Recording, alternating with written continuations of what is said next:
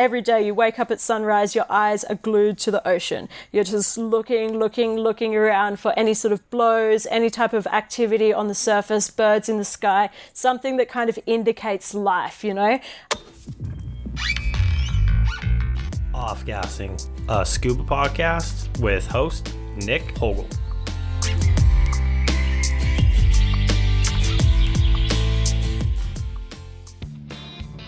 My next guest always had a fascination with the ocean. When she had the opportunity, she became certified, and it led her down a path to becoming an ocean warrior. In this episode, I speak with Wendy Mitchell.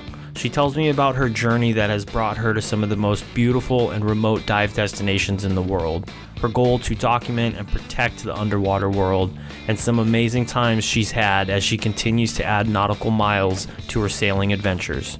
Please enjoy.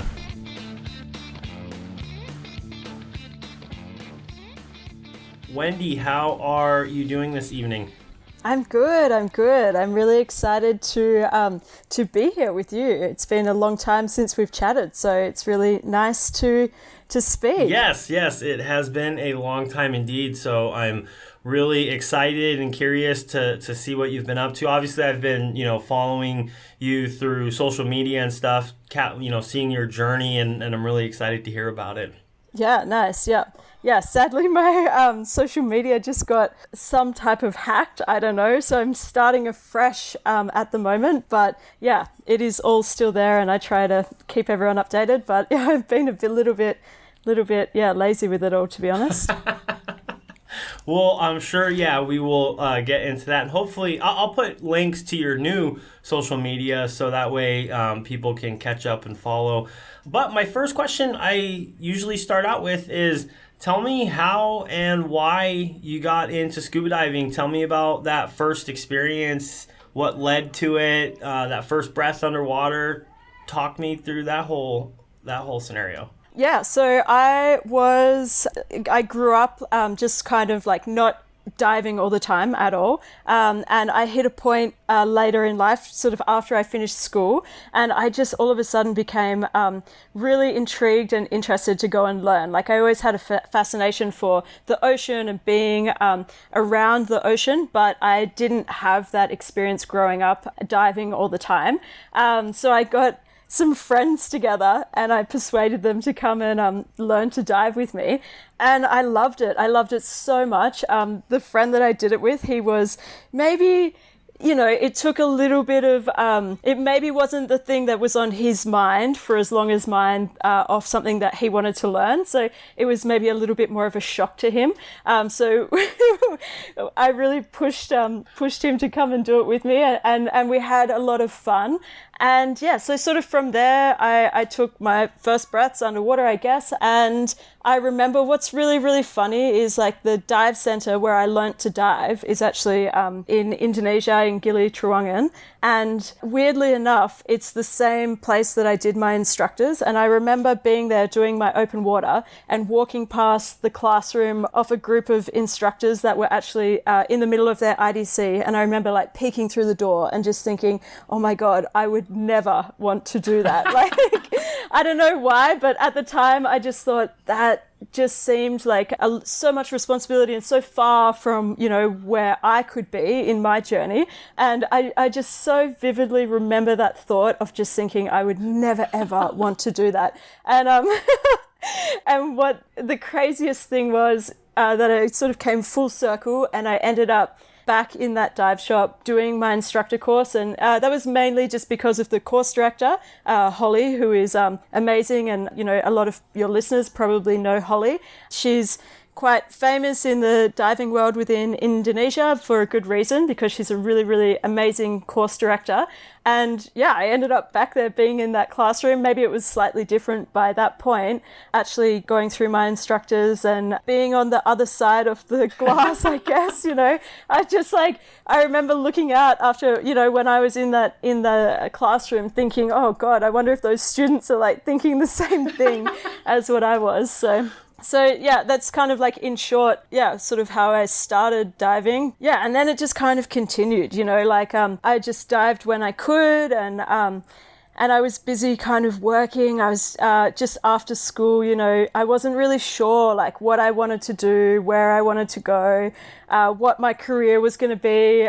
Even now, of course, like I go through stages where I'm like, I don't know where I'm going, what I'm doing.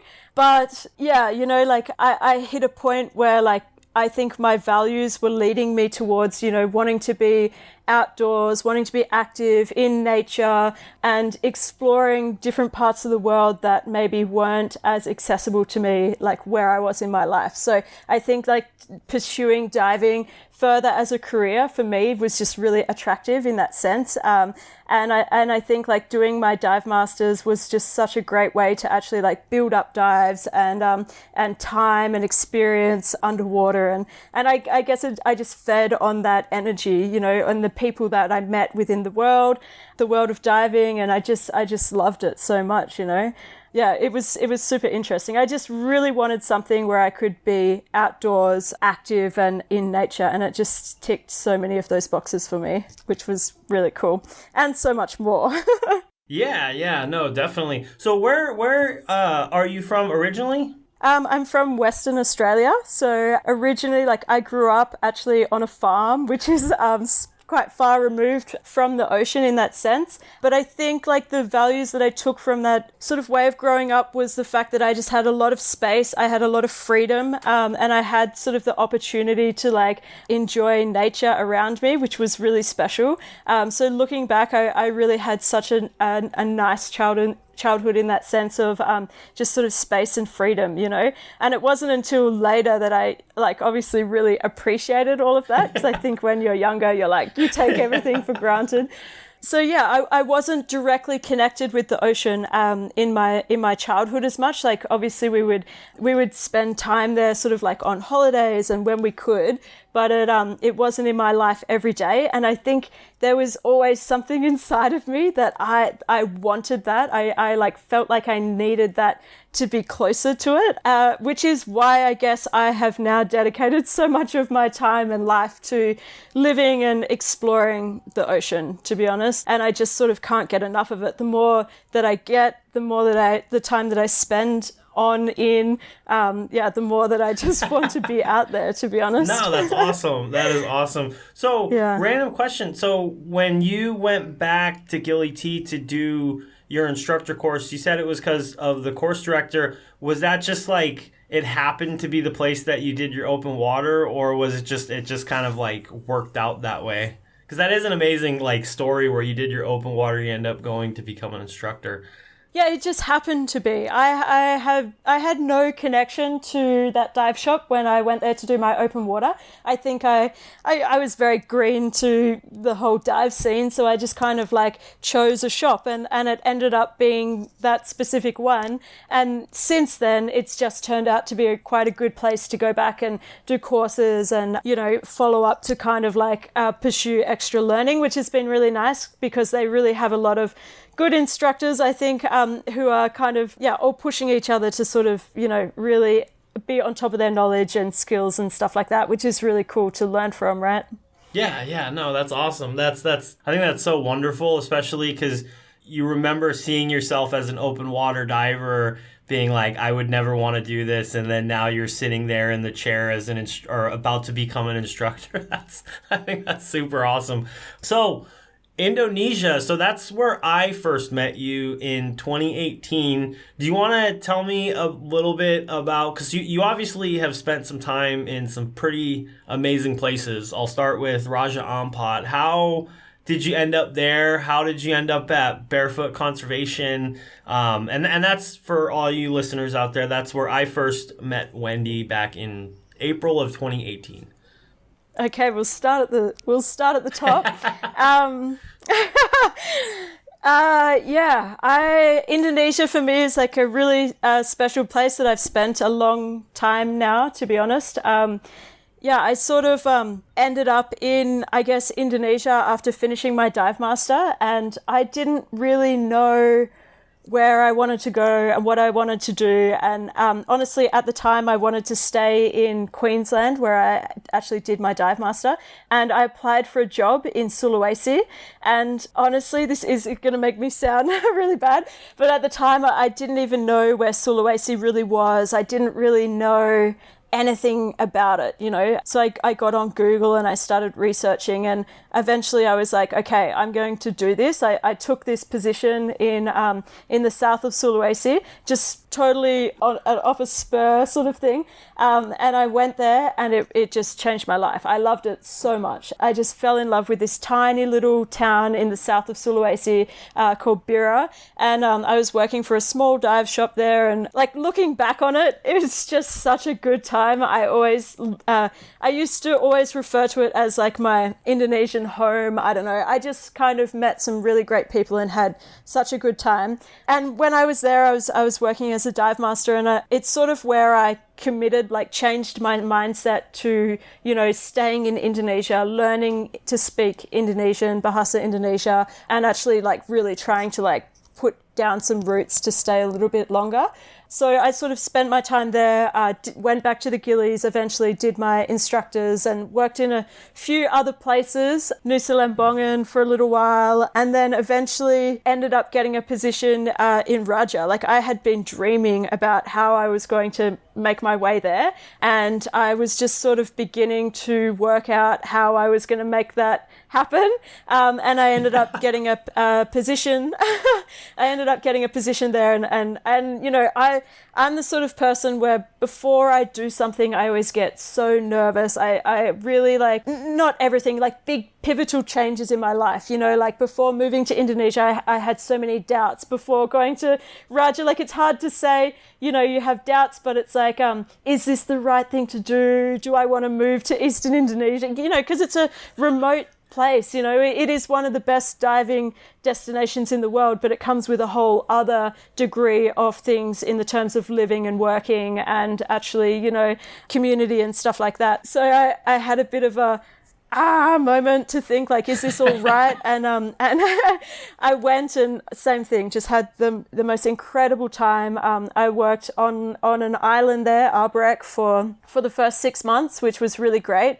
And I had such a good time as an instructor there because I had the freedom to teach the way that I wanted to teach. You know, it's really, really rare that dive shops, especially these days, give you the opportunity to teach a course over 3 days, you know, like I've taught in some dive shops now where you're doing an open water course in 2.5 days. And it's just like, you don't have the time to nourish those divers the way, or I don't have the time to nourish those divers the way that I want to, you know? So I got really lucky. And, you know, like if people needed more time, or if they needed more like fine tuning and a little bit of this, a little bit of that, like you could really give that time and information to people, which I found really, really special. So not only were you getting people who were doing like open water, but they were staying for like several courses at a time. So often I would teach someone from maybe like advanced all the way up to rescue or right into dive master. I did a lot of dive master courses there, which was really special because the same thing, I just had like a lot of time and resources to be able to throw into these really cool courses, you know, like especially like rescue courses. I'd have the whole village involved, and you know, it was just like it was a wonderland for, you know, like resources and people, and then diving in one of the best places that you could imagine, right? So it's just like the availability of people, locations, and then the biodiversity of marine life was just really special. So yeah, I absolutely loved that. And eventually I kind of moved into the liverboard sort of space, where I also really, really fell in love with that as well. I think for me it was like the exploration side of things. You know, I really had such a good time just being given the boat and sort of being like, had the owner say, okay, make the plan, this is the budget, go, like, here's your guests, do whatever you want to do, and like, the special thing was that they kind of trusted me and saw that I could do that, and they let me just sort of run with it. And at the time, it seems kind of crazy looking back on it, because, like, yeah, sure, I didn't always have, like, like the perfect experience, or who does, right? But they saw that I could do it, and they just really respected that, and let me run with it, which was amazing. So just getting to explore through, like, the north of Rajampa, the central area, right down the south into Missoul, just, yeah, having it kind of as like a bit of a wonderland in the terms of, like, planning and executing trips through there was just really, really special. But I think, like, I really valued actually spending time on land, spending that 6 months being land-based was really important to me. Just having the local connections, understanding kind of the local sort of way of life, and how they sort of operate in the terms of, like, whose reefs whose, and like how sort of like the customary way to sort of like interact and stuff like that, I think was really important in the terms of, like, actually like running really successful trips through there. So which was really nice. Yeah, no. So I have a bunch of memories from my time at Barefoot. I was only there for 1 month, but you brought one up with the teaching courses. To this day, actually, I thought it was one of the coolest rescue courses that I had ever seen, because you really did incorporate everybody, and it really you took that surprise factor too. I remember, I think it was like lunch or dinner we were eating, and then all of a sudden somebody comes running up like, hey, there's a panicked diver, or there's somebody having an issue out there, and then it was kind of like all stop, the whole team would get together, like, what do we need to do? And I just thought that was one of the coolest things to witness, because it's such a different way to do it than how most rescue courses are taught, because it's like, okay, here are the set hours we're teaching, and you were like, nope, we're going to do this over some time, and we're going to, because in reality, it's not like it's all set, things hit you by surprise. Totally. You don't really know what's going to happen. So I thought that was absolutely amazing. And one of the other memories that I have, I actually I was there during the completion of, I can't remember her name, but she became a dive master. And I don't even want to call it a snorkel test, but you put together this, like, elaborate, just, like, whole thing where she had to answer all these questions and go through this, like, game. And I just thought that was another cool, it was just a whole show. I thought that was super amazing. I swear, it's like, I was like, man, this snorkel test is legendary. Yeah, no, I think, like, I had so much fun with that, because it's like you're living there with such an incredible group of people, and you can just give it everything, and sometimes I pushed it too far and made things a bit too elaborate. And some people didn't appreciate, like, tomato sauce running off their bodies as, like, blood wounds and stuff like that. But the majority of people, I think, really had a good time and enjoyed it. And and I think, looking back on it, it's also such a special learning opportunity for me as well. It was a place where I also felt a lot of pressure in the terms of often being the most experienced instructor there. I had a lot of pressure in the terms of safety, and if something goes wrong, usually it's going to come back on me to solve a lot of these problems. So it was like keeping my skills really sharp all the time was something that was so important to me, and which was really nice. Doing a lot of rescue courses, a lot of EFR courses, it really pushed me to, like, be very, very sharp on those skills, because I really felt like I was in a place where I had to be ready to react, because I was, sometimes left as like the doctor or like the person who's supposed to have all this knowledge. And I wasn't always, professionally trained to the level of, advice that sometimes I would be sort of left giving. So it was really nice to be able to pass what the knowledge that I had on in my diving experience and sort of build on that in everyday sort of life experience as well, which was really, really cool. Yeah, looking back on it, it's really some of the greatest times that I've had working in Raja. Like, I always reflect on that as, such a great time in my life. And just the people that I met through working in Barefoot. It's crazy how many people I'm still in contact with today and chatting to on like a daily sort of basis, just because like the friendships that you create there are so strong, Yeah, no, definitely. And no, I had such an amazing time while I was there. And so I don't know, I don't think many people had known this at the time, but so I was in a really weird place when I had went there. So I got there in April of 2018. I almost didn't make it because literally a month before I arrived in Indonesia. I had this whole trip planned for a long time. My father actually passed away like almost a month to the day of when I arrived at Barefoot. So it was, I didn't even know if I was going to end up going on the trip. There was just a lot going on. And I felt like, this is something I feel like I need to do. I'm just in a really weird headspace right now. And, I don't think I've ever really gotten a chance to thank anybody there because I was pretty private about what was going on. But no, that place I felt like was exactly what I needed in my life. All the people that were there, the experiences that I had. Yeah. I can't remember what birthday it was. I'm getting too old, but I actually spent my birthday there, and it was just such a magical. Yeah, it was such an amazing time. And it was just something that I really needed at that time in my life. And I felt like it kind of put me on a trajectory of a completely different path than I probably would have gone, just because I was, like I said, it was obviously it's not, someone's not in a great place. Their father just passes away. But so I just want to say thank you to you and anybody else listening that was there that month that I was there, because it's literally memories that I will bring with me for the rest of my life. Like just the dives and the people, the experiences. Yeah.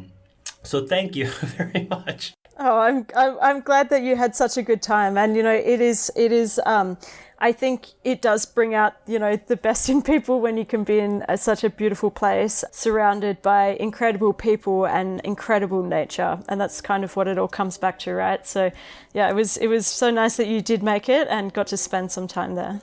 Yes, no, definitely. So, tell me about where you went and where the journey led you after Raja Ampat. Yeah, so I sort of spent like maybe 2 and a bit years working on a liveaboard there, which I absolutely had a great time. And yeah, sort of like I was saying before, it was so much fun because I kind of had the responsibility to like kind of make the plan and do whatever I wanted to within reason, and the really nice thing as well was we built it from the ground up in the terms of like all of the crew, we started together and we basically learnt the boat, learnt the structure, built it all from the beginning together, which to me was really, really special. So I hit a point where after like 2.5 years that I needed a bit of a break, just, to kind of step away and do something a little bit different, not in the terms of like diving, more sort of just in the terms of like going back to like civilization to some degree, in the sense of just like facilities, like in Raja you don't really have a lot of choice of like where to eat or social life apart from kind of the people that you're hanging around all the time. So I needed a little bit of a break, and I'd been spending most of my time on the boat with my crew, which were incredible. We all got along so well, which was really special. But it was time to get off and kind of do something something different. So I had big plans to go and do lots of dive training and diving and just go work on my photography and all of these different things. And I probably spent like a month in Bali or so, I think. My mum, that's right. My mum came over and visited me, and we were kind of in Bali for a little bit. And then it became like COVID lockdown. So I decided that I wanted to stay in Indonesia because I sort of had all of these plans and I wasn't really ready to go back to Australia at that point. So I decided to stay in Indo, and I sort of spent a little bit of time just around Bali, up in the north of Bali actually, which was so much fun because there was no one there. It was kind of just empty, and I spent most of my days just underwater for hours on end. And that's where I guess I really started to I think I always had a bit of a passion for photography, but that's where I really started to get to play around with some serious time underwater with a camera in my hands. So I was diving up there with a friend, and we would just rent tanks, put them on our motorbikes, and go and explore. And we were both, probably far too comfortable underwater. And after 2 hours, we would sort of look around and think like, where is where is the other person? It was macro heaven, and man, I just had such a good time. So just mucking around, playing with different photography techniques and just spending time with macro life underwater was kind of in heaven. And it was just the fact that there was no one else there. So it was kind of just like going from looking after a lot of people underwater, which was kind of my job for such a long time, and finding things for other people's satisfaction. And the tables kind of turned, and I just sort of had that all to myself, which was really, really fun. So I kind of did not a whole lot for a few months. I just sort of enjoyed a bit of diving time for myself, a bit of exploration for myself, and I went and did like a few specialties back at my same dive shop in the Gillies, just because I was kind of close to there. And just kind of spent a little bit of time there for maybe 6 months, and then eventually went back to Australia, mainly because my brother was getting married, so I had to kind of make my way back into Australia, which then I was locked in. So that was quite a big decision. Well, it was kind of like not a big decision for me, but it was like felt like at the time a bit of a, I don't want to say sacrifice, because of course I wanted to go back and be there for my brother's wedding, but it just meant that after that point I was locked out of Indonesia in the terms of just COVID restrictions and stuff like that. And I just wasn't sure like how long that was going to last for, so it was a bit of a decision to kind of go through that. And I went into lockdown in Australia, and I had to do 14 days, hotel isolation, Quarantine.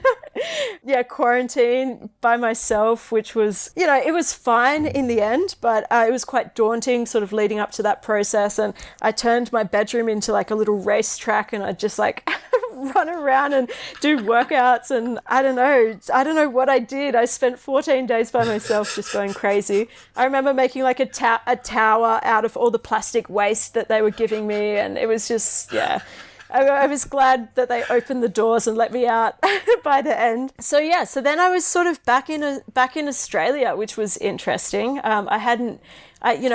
I had been back since, being in Indonesia. I probably spent like 4 years in Indonesia. And of course, I'd been back home to see my family, but not really sort of living back there. So it was interesting. It was like the start of a new chapter, sort of being back home, which was it was something new for sure. And it took like a little bit of adjusting to get back in that headspace of WA life, I guess. But I sort of really fell in love with it again. I moved up to Exmouth, which is a pretty special part of the world, to be honest, especially for community. There's a really great community of people who live up there. Most people, all sort of ocean warriors, love spending time in and amongst the ocean, working in marine tourism, just froth like wildlife and nature and everything that, the world has to offer, which is really special. So community wise, it was a really nice change to what maybe I've sort of had in Indonesia. Asia, because I guess a lot of the time in Indo, it's like, yeah, it's a different sort of connection. It was always me trying to learn and be a part of a community that I was foreign to, whereas going back to Western Australia, it was like very easy just to be there and just to be me, I guess, you know. So that was really an interesting change. Yeah, so I kind of settled in there, and it's a hub for like megafauna and wildlife, and it's really, really beautiful. It's such a special place. So yeah, I really quite quickly sort of fell in love with living up there and spending time up there, and you know, you're just so close to nature, and for wildlife, it's something else. You know, you've got access to some of the most incredible wildlife on the planet. You know, and it's hard. Like after being in Raja, like Raja is one of my favorite places ever, but it's a different sort of wildlife, you know. Like Raja, I guess it's the biodiversity in general, like especially in the terms of the reef structure and biodiversity of corals and fish life, whereas the Ningaloo, it's like this megafauna biodiversity, you know. It's everything big that you can imagine, and you know, you get the humpback whale migration coming through, and it's just like, it blows your mind, you know, just seeing these gentle giants like move in. You know, one week you've got no whales in this beautiful landscape. Next month it's just like erupting with humpback whales. It's crazy, you know. And just in the terms of megafauna, it's something else. Like, it's so special. So yeah, I sort of fell back in love with WA. You know, it was so nice to be back there, and I made a really nice sort of community back there. And I ended up spending, I don't know what, like the last my time frame is so strange, you know. I'm not so good at keeping track of all this, but maybe I spent like the last 2 years there or something. But the hardest thing, I guess, is accommodation and finding somewhere to live, which is so you know, interesting.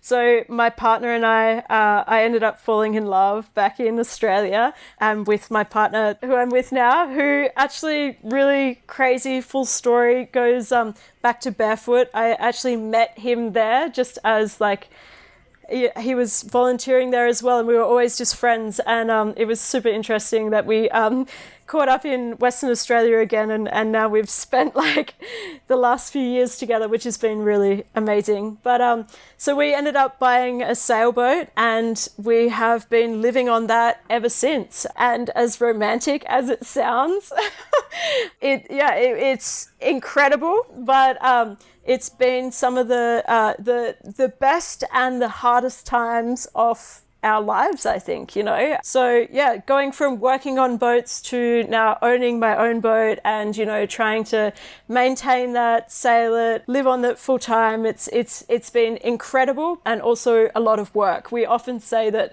we had a baby, and we now care for our child Sasha. So her name's Sasha. But yeah, so that kind of like takes me to where I am now. I'm actually in Lombok at the moment, and sadly I've been quite dry for the last like few months. I've had a bit of a different sort of year this year. So I guess, maybe I'm skipping a bit. So right now I'm in Lombok, and we sort of hauled our boat out here to do some maintenance on it. And we're kind of at the end of a long process of rebuilding, fiberglassing, painting, all of the like really crazy boatyard sort of work. So both of us are just absolutely dying to go back in the ocean and go and spend some serious time underwater. But yeah, so what we actually did was we first bought the boat because we needed somewhere to live, and it suited both of us, our lifestyles a lot. Both of us sort of had the dream of living on the water, in the terms of sort of our own boat. And I guess part of it as well is kind of like starting to build a future in the terms of maybe running our own business off our boat as well. So at the moment we've sort of used it as more so our home. So we've lived on the boat full time since we've bought it, basically, and we did some pretty crazy adventures. You know, like WA is quite wild. They call it Western Australia, WA, windy always. Like, it is just a windy place. And when I first left Western Australia, that was why I left. I was like, it is so goddamn windy all the time. I just couldn't deal with it, you know? And when I moved back, it's like, oh, that's what I remembered. I was like, why? This is why I left, you know? So as beautiful as Instagram makes it out, which it is incredibly beautiful, it's very, very windy a lot of the time, especially in the summer months, which is, of course, great for sailing, but it depends if the wind is actually in your favor. So we sort of bought the boat in Carnarvon, and we had big plans to sail south and sort of sail right down to the south of Western Australia. So we wanted to go down off Bremer Bay, which is offshore from there, sort of right across the south coast. There is these big, deep offshore canyons. So around like 30 to 40 miles offshore, you start to get these big canyons dropping down like 1,000 meters deep, which have hydrothermal vents that come up out of there. So you get like an incredible amount of biodiversity and biomass of marine life that actually congregates around these vents, because you've got a high amount of food actually in the area, which brings all of the different species up the food chain, right? So you've got a really large number of orcas that actually congregate around that space, and many, many, many other species. So it's kind of like a cetacean wonderland, but it's very rough. So we decided to sail south in summer. It took us probably like 6 months to get down there because we got prevailing southwesterly winds. So basically we just had to chip our way. Every time we got a weather window, we'd keep going south, chipped our way all the way down south, and we just did some incredible filming projects along the way, you know, like stopping in at the Abrolhos Islands, which are the islands kind of like off the coast of where I grew up, which are really amazing for wildlife in the terms of like sea lions. You've got like Australian sea lions just everywhere that you can imagine there. Really incredible shark life as well. Lots of big tiger sharks hanging around in the lagoons. So a really special spot in around the Abrolhos Islands. And then we sort of kept going south and, you know, filmed the weedy sea dragons and the leafy sea dragons down off the south coast as well, which are both endemic to Australia, which was a dream of mine, to go and find these incredible dragons which kind of live down amongst the kelp forests, and like the leafy sea dragon especially is just like the most incredibly camouflaged species. It's so beautiful, and the moment that I finally found it and then got to spend time with it photographing it was just so special. So yeah, we eventually made our way right down south, and we would just go out offshore for like up to 4 nights at a time, and we'd just float around in the ocean. We'd just sleep out there. So our boat's like a 12-meter cat, so we wanted to be able to have a little bit of we wanted a boat that could be like big enough to do offshore stuff, and so we had a like team of like 4 people, and we'd stay offshore for like probably 4 nights at a time depending on the weather, and then every day you wake up at sunrise, your eyes are glued to the ocean. You're just looking around for any sort of blows, any type of activity on the surface, birds in the sky, something that kind of indicates life, you know. So we had some of the most incredible interactions with orcas. I remember the first time that we finally found this pod of orcas, and just disclaimer, we had all the permits and everything in place to actually be able to swim with cetaceans in that area, which, you know, took us a little bit of work to actually get, but we had all of the permits to actually be able to spend time down there. So yeah, just kind of dropping in with some of these species and actually getting to experience them in real life was just incredible. So yeah, we had a lot of interactions with orcas, which actually were a lot harder to spend time with than what we anticipated. They weren't really interested in us, you know, which when you tell people these stories, it's exactly the opposite of what they sort of presume would be the case, and we tried and put in so much time, and they would give us this slither of time. You know, they would give us this little fraction of their energy when they felt like it, and the rest of the time was spent kind of interacting with their pods or hunting or whatever it was, you know. So we witnessed a few different kills where they would just be pounding against, like, into the swell, into the wind, chasing something, swimming. And, this would happen every day. And it was just like the agility, and you would see like huge numbers of orcas working together. So several pods coming together and actually going and finding something and killing it. And we would often arrive to the kill too late, because often we're going into the swell, into the wind, and we just couldn't keep up with them. And then it's like once they had eaten and kind of had that satisfaction of finishing a kill, it's like they would then give us this slither of time. And I remember there was like this one moment where we had like 15 orcas around the boat, just jumping, porpoising up out of the water, jumping around, breaching up out of the water, spy hopping, looking around, looking at us. And all of us are standing on deck just like in awe, like it's like all of this time and energy that has been kind of like put out and trying to like find them and see them and spend time with them and just like wanting to for them to like be interested in us, and finally they were interested in who we were, what we were doing, and it was just something, I don't know, to describe that moment is like something else to me. It was so special. And none of us, I don't think any of us captured any good footage of the moment, because we were just so blown away by what was happening. It's like, it was so special. So that was pretty incredible. It was hard work.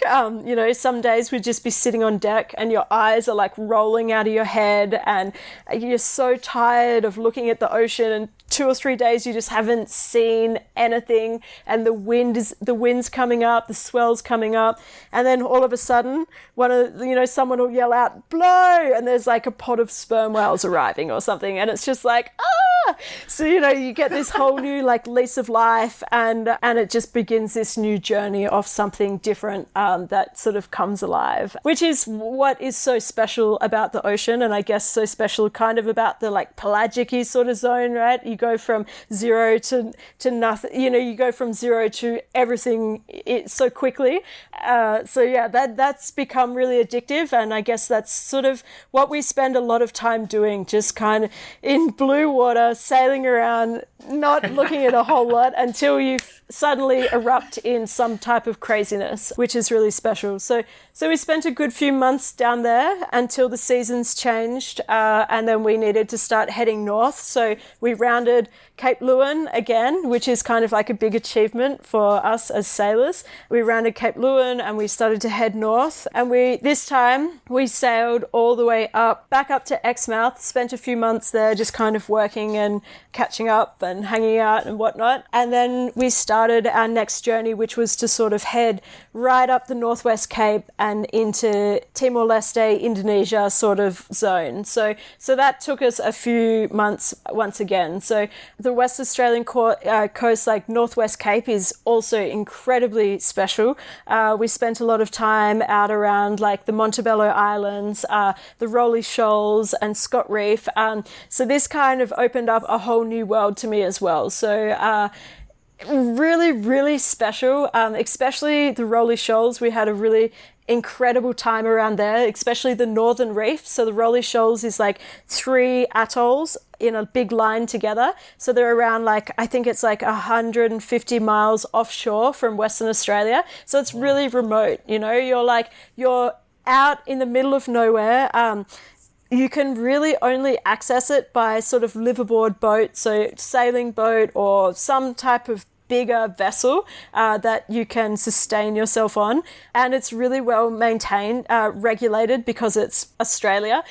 So they've just got like a really great mooring system. There's no anchoring. They've got like a big no take zone on the Northern Reef, and this was something that was so special to me. So you've got 3 atolls all together. The center one is a very popular fishing destination, and the northern one an absolute no take zone, so not even recreational fishing. So you've got these 2 reefs right next to each other, probably like 10 miles apart, and we dove for like a couple of days in the center reef, in the central atoll, and it was okay, and we went to this northern reef and it just blew us away. It absolutely blew us away. And it just, I think, truly proves that if you give marine life a chance to actually live and survive, it will thrive, and it was so special. It's just like really one of the first places I've been in quite a long time where you see that balance in the ecosystem. So every species that is supposed to be there is kind of in balance, in line, as you would expect it. And that goes from the fish life to the reef itself. And it was just so special. So we spent quite a lot of time around that area. And it was a place where I had the inkling that you should maybe be able to get pygmy seahorses. So like it's, as you get up into that sort of reef system area, it's starting to get close enough to Indonesia where you get some of the species that you won't find further south. And so there was a lot of sea fans there. It was kind of my journey. It was my mission was to find these pygmy seahorses. And eventually I found 2 of these amazing little bright orange Denise pygmy seahorses in like this purple fan. They were totally not camouflaged at all. So that was really special. So it's the most southerly pygmy seahorses that I've ever found. And I don't think that they would be found further south than that within Western Australia, which is really, really cool. So we spent a lot of time there. It's also like a really incredible sharky sort of place as well. So you get like scalloped hammerheads and tiger sharks, and it's exciting, in the terms of like macro to megafauna as well. So, and then onto reef species. So it was a bit of a wonderland in that sense. So we really loved that, and I think it's a special place that we'll always sort of try and go back and spend a bit of time. And just like absolute credit to the fact that it's a really well protected marine park, which is a total no-take zone, and it's just incredible to see. So I think if we had more of them, we could see really special things in our oceans. And then we sort of kept making our way north. We headed up to Scott Reef. So we actually cleared out of Australia. So we did all of our boat paperwork and did all of our provisions and got a crewmate, our friend Jess, who joined us to sort of start to head north. And our plan was to leave Australia, head out to these offshore reefs, which is still a part of Australian territory, but kind of do it as we sort of head up into Indonesian waters.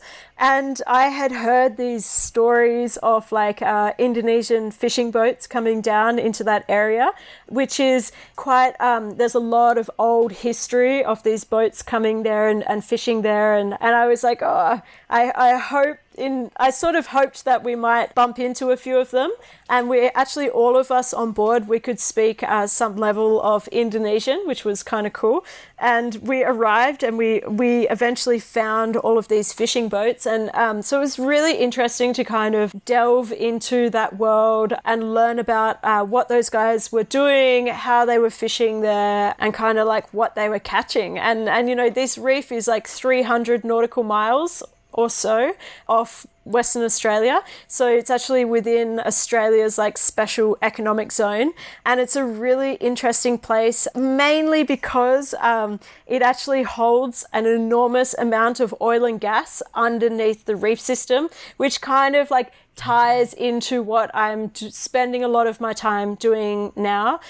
So we were actually there working with Greenpeace. So part of our sort of journey through there, we got hired to document some of the reef system there. So not just the reef, but we shot a lot of drone imagery, underwater and topside of these 3 atolls that were it's not really 3 atolls, it's kind of like one sort of reef system at the bottom and an atoll further up. And it's currently still threatened by development of oil and gas. So Woodside, one of the Australia's biggest oil and gas company, actually have like the lease to drill there, and they've got plans to do like 57 wells or something around that area, which, it's one thing to drill for oil and gas in that sort of ecosystem, especially on the Northwest Shelf where there is a lot of other oil and gas extraction going on. But this plan is literally like 1 kilometer from the reef, so it's like when you go there, you just truly see what is actually there and what is at risk, and it's endless, you know. And the really crazy thing is that it's just so far offshore that most people don't really know about it, you know. Like within the fishing community in the Northwest, there is people who might have visited it. It's a bit of a spearfishing sort of like hotspot, I guess, but other than that, it's quite hard to get out there. Sailboats, you know, pass through, sort of like what we were doing, but the general public aren't able to get out there. So we really got the lucky task of being able to go and document it, and we dived there for days on end. You know, we would just go and explore and see what we could find, and it was so special. You know, there's one tiny piece of land that actually sticks up out of at low tide, and this, they call it Sandy Islet, and it's like every square inch of sand that is actually there is taken up by a turtle nest. So we like put up a drone and you just see like thousands and thousands of turtle nests all together there. It's incredible, you know. So they say like thousands and thousands of nests. So they say 1,000 turtles nest there each year, and it's just such a special area, not only for the nesting, but they're also grazing and foraging around the reefs of that zone.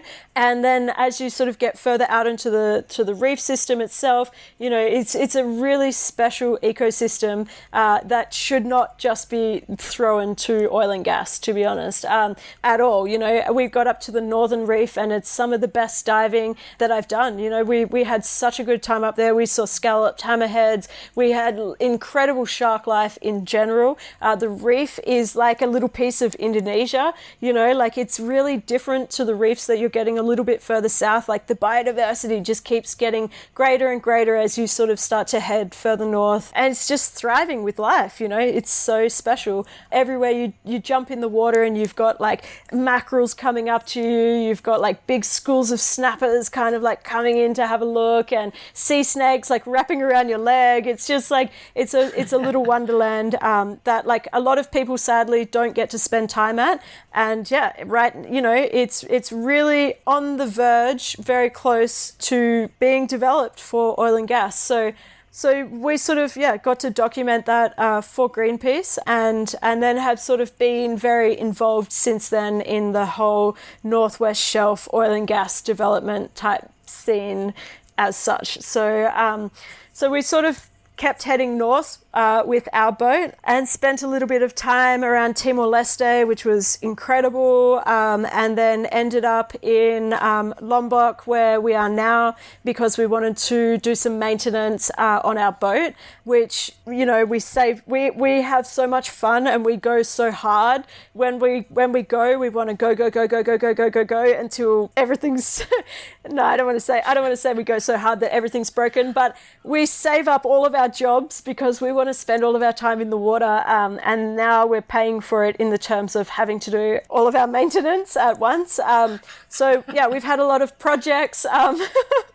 We've had a lot of projects that we've had to complete, and, you know, we've learned a lot of new skills. We're now really good at fiberglassing, and we're really good at, well, I don't know, we spend all of our time doing just boatyard stuff at the moment, but we're now days away, I would say, you know, maybe like 4 days away from relaunching, which is going to be such a dream, and being back in the water, hopefully.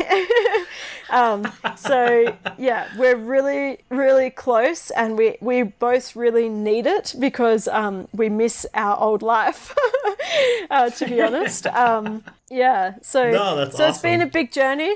Yeah, it's been a big journey to kind of get to where we are now. And, you know, like we didn't have like loads of sailing experience or anything like that. Like we kind of, you know, just bought the boat at a bit of a whim, and like we both had spent a lot of time on boats, but it's one thing to kind of then own your own boat and own your own baby and have to, you know, be making all the decisions for yourself and making the calls, and paying the bills, I guess, which is a whole different story. But yeah, so that's been a really exciting journey, just kind of going through all of that and navigating that space and getting that experience, right? And that's what we really wanted, was to master that in a sense of, running our own boat, being really good sailors, getting a lot of sailing experience. I think I've got like 20,000 nautical miles under my belt now, which is really, really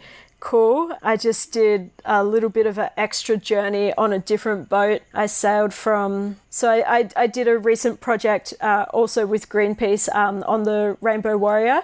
And I actually went on board as the sort of like dive, in water expert, I guess, and just kind of gave local knowledge to some of the reefs where they were wanting to dive. So sort of around Scott Reef, we did a lot of diving there, and the Rolly Shoals as well. And yeah, just kind of ran their dive ops, kind of recommending dive sites, keeping people safe, organising the planning and stuff like that.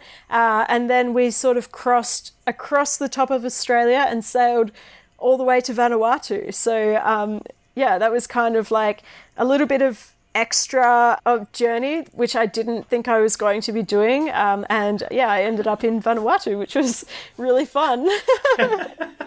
That's awesome. So where, when you launch the boat, what's the next destination? Okay, good question. So, we have just been running overdrive trying to work out. We've got like a million ideas, a million plans of where we could be, where we want to be, where we should be. And it's kind of just like executing them within a weather window. So this is what our lives revolve around now, is the weather in the terms of sailing. So what we really want to do is go back to Western Australia, because we sort of have a lot of work back there at the moment. There's a lot going on in the oil and gas space in the terms of development around offshore from Exmouth and Scott Reef that I was just talking about. So there's like seismic testing vessels which are moving in to begin blasting. Like they're supposed to be going now, but it's all been put off because of a court case. So that's actually really amazing. They were going to be blasting offshore for like 80 days straight, which is like the peak time of the pygmy blue whales migrating down the coast, and the humpback whales are still around that area calving. So they were about to start testing, and they have just had it called off, which is incredible for that ecosystem, to be honest.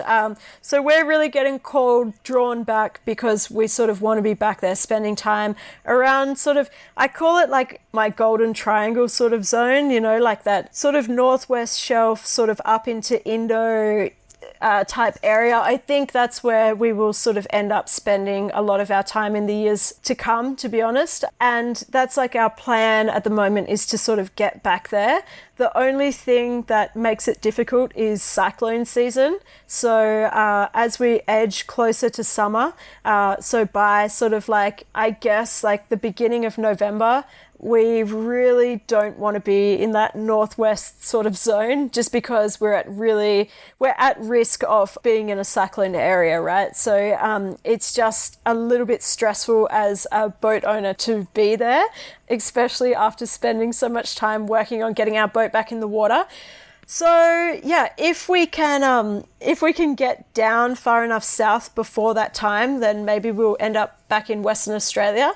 But if we're a little bit late doing that, then we might spend another 6 months in Indonesia, and which I'm sort of also more than happy to do, of course. But I think we would end up sort of heading east probably. I would really like to do some stuff around the K Islands, sort of head into Banda for a little bit. Endless different opportunities, to be honest. But I guess the overall goal after that would be to sort of head back to Western Australia for a little bit and sort of see where that takes us, to be honest. Awesome. Well, I very much look forward to seeing where the wind takes you. And I really, really want to thank you for coming on to the podcast today. We're hit that hour mark. It's been amazing to hear your journey. It's and I really, really look forward to see what you have in store in the future. So obviously there's your Instagram page, but then you have your website too, correct? Is that where we can kind of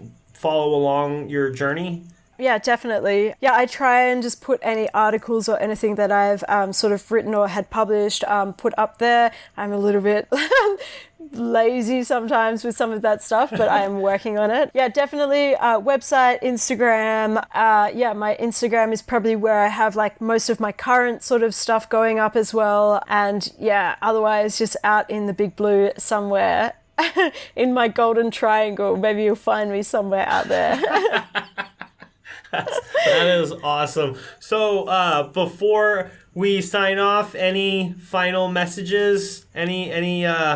Well, I mean, you have obviously the oil and gas. Yeah, well, yeah, that's definitely something that I've been really trying to kind of bring a lot of awareness to and raise kind of the bar a little bit, like within the West Australian type space, just because it's happening under our doorstep. And, a lot of these big companies, they just get away with it to the point that if no one raises their voice or really stands up to some of these offshore areas, it will just go ahead, And I think just being able to spend time out there, I know that I'm in a very privileged position that I've actually been able to spend a lot of time in these offshore reefs, but I sort of feel like that's been my role in a sense, is to be able to document that and share that to my wider community and try to sort of give a voice to a lot of those species that aren't able to raise their opinion, to be honest. So yeah, that's what I've sort of will continue to be doing, and I hope that as many people as possible sort of get on that train and support the sort of, I'm not bringing a call to all oil and gas. What I'm upset about and frustrated about is the development of these new projects, especially when it's on top of an incredible reef system. So that's look out for this space, because there's lots of information and content that will come up over the next few months in that sort of world, to be honest. But otherwise, just, follow your dreams. If you want to be in the water diving, working in diving, whatever it is, just get out there and do it and believe in yourself. I think a lot of people, I remember when I was at school, how they get you to do the computer test and they're like, what are you going to be good at? What's your career recommendations? I remember like on my list, you have the list of like whatever 10 or 20 jobs. Like there was dive instructor, there was photographer, there was all of these things that I'm kind of have found myself working in now. But at the time, I didn't really believe in the fact that like either one, I could do it, or two, that I could make a career out of it. So I think like a lot of people sort of, they don't always, like when people are kind of pushing you to like decide what you want to do, or like moving in that direction, like a lot of people don't always support these alternative careers because they're maybe just not seen as something that you're going to be able to be successful in. But if you truly are passionate about those lines of work, you'll find yourself in them anyway, which is what happened to me, which I also reflect on and find really interesting, because for so long I just didn't know what I wanted to do, and it was just because I wasn't following what I wanted to do the most, and I think like it sounds easy to say that now, but you just have to trust the path and follow what you love to do, to be honest. But yeah, so follow your dreams. Love it. I love it. Well, thank you very, very much for coming on to the podcast today.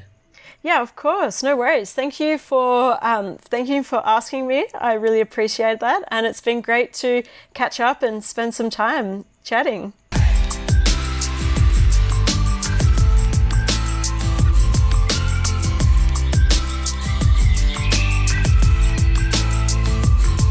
Off-gassing, a scuba podcast.